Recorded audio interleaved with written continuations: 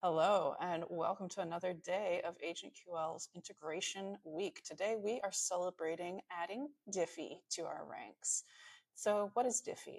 Dify is a visual editor for build agents and workflows.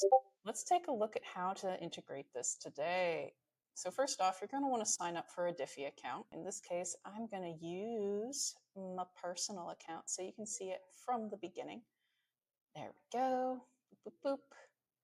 All right, and then from here, we can create an agent or a chat or a workflow.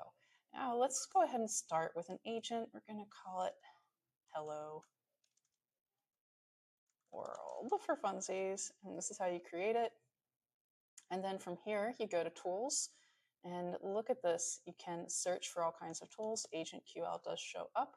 They're also right there on the landing page. Won't be that way for long as more people keep adding tools to this interface. So there we go. And this is how you get basically set up in here. Go to settings. So you have to do a couple of other things to get set up here, like adding Anthropic. I like to use Anthropic here and setting up your API key.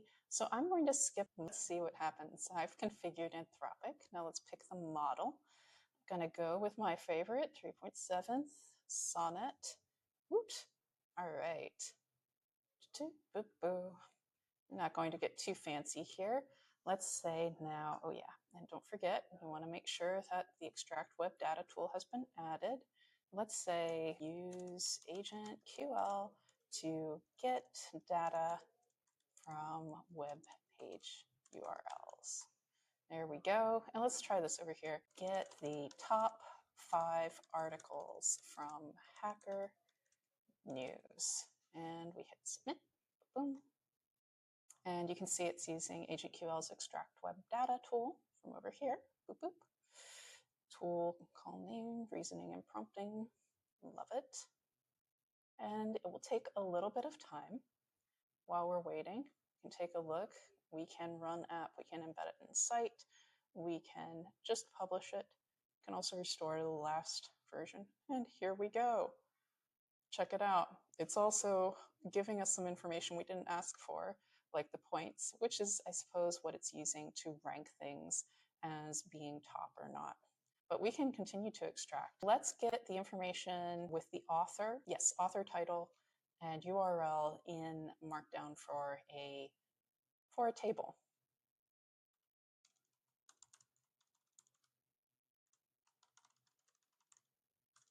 Title and URL in a table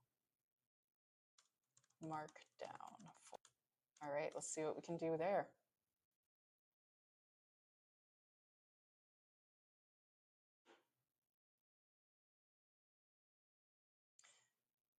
And here it's going ahead and doing another fetch because it hadn't included the author names in that previous fetch. So as you can see, the agent here knows that it needs to go and make another request. This is what this request looks like. It's created, it's passing the URL, and it's created this AgentQL query about an AgentQL query, which you can learn more about how to write if you want to write them yourself at agentql.com. Let's see what it returned. Here we go. Ta-da! And we can copy it right here. Wonderful. So this was just an agent, but we can go back and we can also create, for instance, a chat flow or a workflow for single turn automation tasks. This would be hello yourself.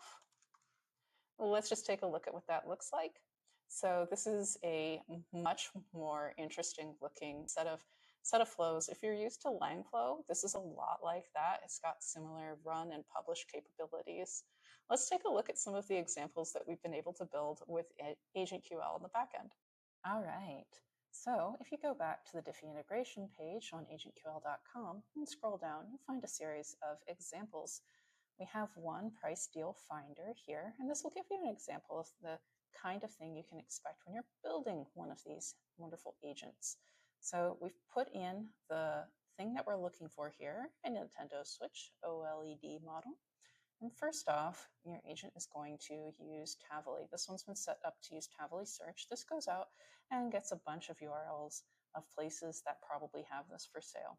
And then it's using the tool extract web data from AgentQL, passes it that URL and the prompt, which it's created on its own, get the product details, including product name, shop name, price, and URL. Lovely. And it's going to do this for a good deal of all of these, including Best Buy, etc. It's going to go through all of them, and then at the end, it's going to give us an example of which one would be the best to buy.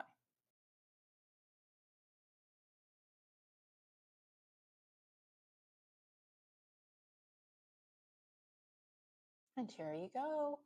It has now provided all of them, and it says both Target and Best Buy offer the switch at this price tag, and that Walmart and Sam's Club are not listing the prices. Brilliant. Let's take a look at another example. This is a research assistant. Now you might be thinking, our example here is what are some interesting facts about black holes to research?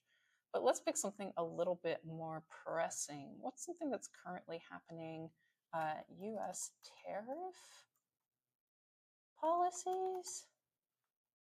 Now, the reason we're putting those in is because US has been making a lot of news about tariffs recently, and this isn't something you could just ask any old LLM about, unlike black hole factoids.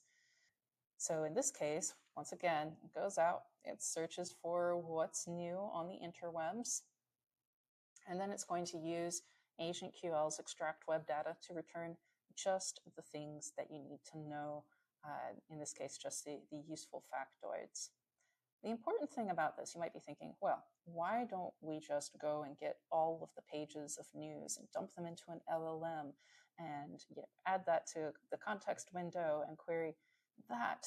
Well, the good news is that with this methodology, you don't actually have to store a bunch of information on your servers. This is basically like serverless data grabbing. It goes out and gets just what you need from the internet and returns knowledge to you. You don't have to store it. You don't have to keep a server somewhere with a vector database. But here we go. It's got also historical information about 1798 and 1913 and the 1930s, and then it's got things with Trump administration, which is current, as well as very recent news about Chinese retaliation against American tariffs. This is an example of how you can use an agent today to get real information from the web. That's important. The knowledge accessible to your agent doesn't have to stop with when its model was baked. So in this case, this will go out and it will return all the things from a URL. It's a news aggregator, but you can also use it in this case for jobs. This one's going to return a table. But you know what? Actually, hold on a minute. I'm going to ask for something else. And return a CSV. There we go. I want to show you what this can return. So I paused it just as it was extracting web data, and now it's going back. This one doesn't use search. It's just passing directly the URL along with the prompt to scrape all the postings, etc.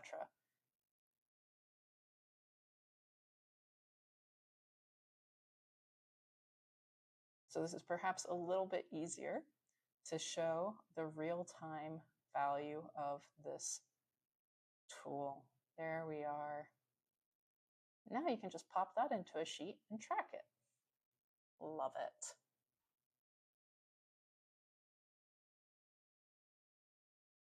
So these are just a few examples of things that you can build with AgentQL and Dify. All your workflows and your agents, they can now have access to the web, all the data at your fingertips with a few prompts and queries. We can't wait to see what you're going to build. Have fun out there.